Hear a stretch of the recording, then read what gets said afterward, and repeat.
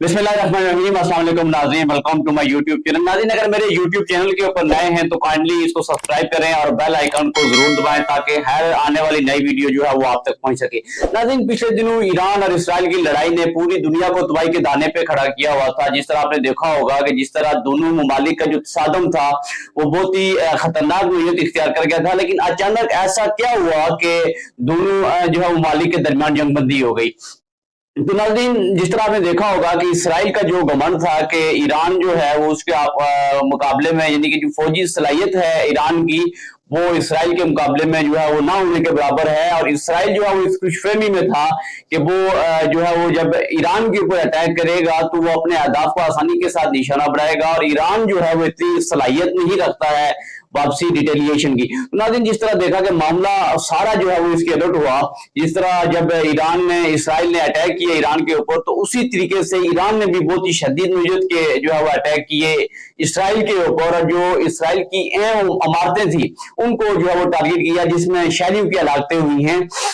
तो नाज़रीन, इस जंग बंदी की जो दो तीन अहम वजूहत है। पहली वजूहत तो ये थी कि जिस तरह जो ईरानी सुप्रीम लीडर हैं उनका ये बयान आया कि हम जो है वो किसी भी सूरत में हार तस्लीम नहीं करेंगे और आखिर दम तक जाएंगे।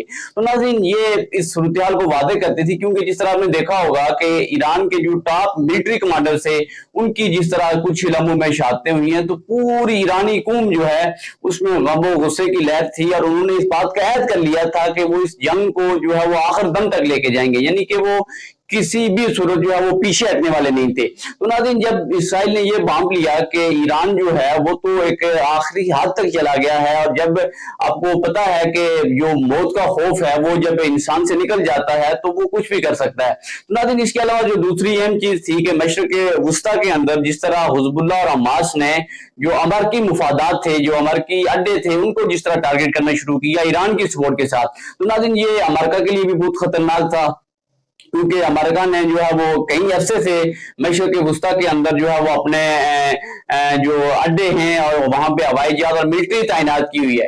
तो हमास और हिज़्बुल्लाह ने और हुसी बागियों ने जो है वो बहुत ही शदीद किस्म के अटैक शुरू कर दिए इन एरियाज के अंदर, और जो अमरीकी मुफादात थे उनको जो है वो बड़ी सतह पर जो है वो टारगेट किया जाने लगा।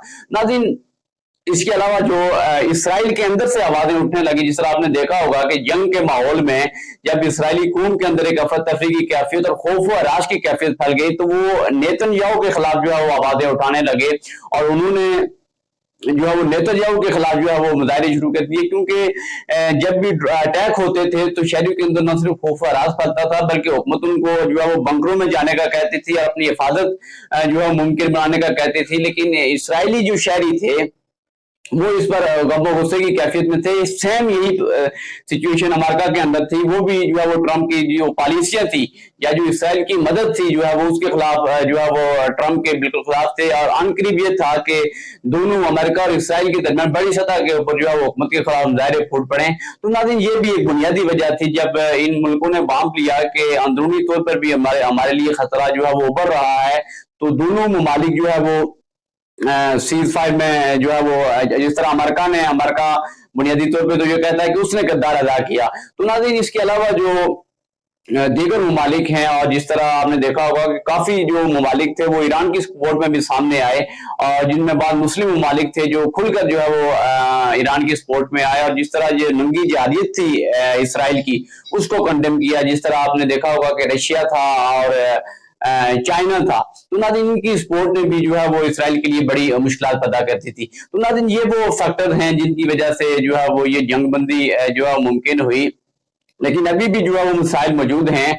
खुदा न खास्ता अगर ये सूरत हाल मजीद बिगड़ती है या कोई इशू क्रिएट होता है, तो ये ख्याल जो है वो यानी कि खतरे से खाली नहीं है कि एक दफा फिर जो है मशरिक़ वुस्ता के अंदर जो है वो बड़ी जंग छिड़ सकती है। तो नाज़रीन, इस सूरत हाल के बारे में आपका क्या ख्याल है कि क्या आने वाले दिनों में या जो मशरिक़ वुस्ता के मौजूदा हालात हैं, क्या आप भी ये एक्सपेक्ट कर रहे हैं कि कोई मजीद जो है वो दोनों ममालिक के दरमियान या मशरिक़ वुस्ता के अंदर जो है वो कोई जंग के इम्कानात मौजूद हैं? अगर हैं या तो अपनी जो राय है उसको जो है वो कमेंट की सूरत में लिखें। आपकी राय जो है हमारे लिए बहुत ही काबिल एहतराम है। बहुत शुक्रिया।